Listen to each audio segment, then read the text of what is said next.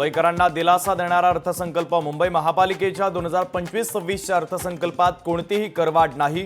उपमुख्यमंत्री आणि मुंबईचे पालकमंत्री एकनाथ शिंदेंची माहिती.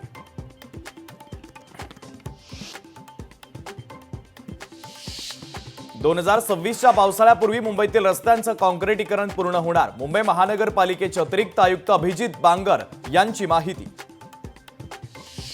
महाराष्ट्रातील पीक विमा घोटाळ्याची चौकशी करा. राष्ट्रवादी शरदचंद्र पवार पक्षाच्या नेत्या खासदार सुप्रिया सुळेंची केंद्रीय कृषी मंत्र्यांकडे मागणी.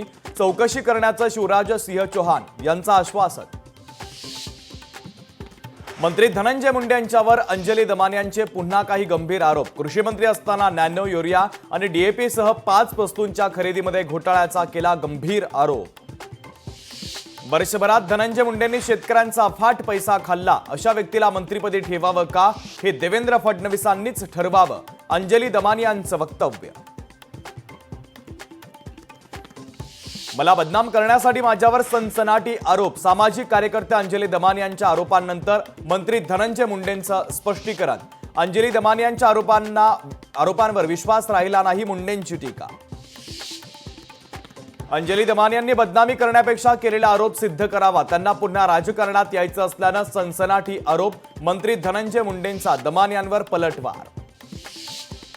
अल्पवयीन मुलाकडून हवेत गोळीबार. कोल्हापूरच्या उजळाईवाडीतील धक्कादायक घटना. सेवानिवृत्त पोलीस अधिकाऱ्याच्या घरातील मोलकर्णीचा मुलगा आणि त्याचा हा सगळा प्रताप. कोरोना काळातील खिचडी घोटाळा प्रकरणी सूरज चव्हाणांना मुंबई हायकोर्टाचा दिलासा. 1 लाखांच्या जात मुचलक्यावर जामीन मंजूर. काही जण गरिबांच्या झोपडीत जाऊन फक्त फोटो सेशन करतात. पंतप्रधान मोदींचा नाव न घेता काँग्रेस नेते राहुल गांधी यांच्यावर निशाणा.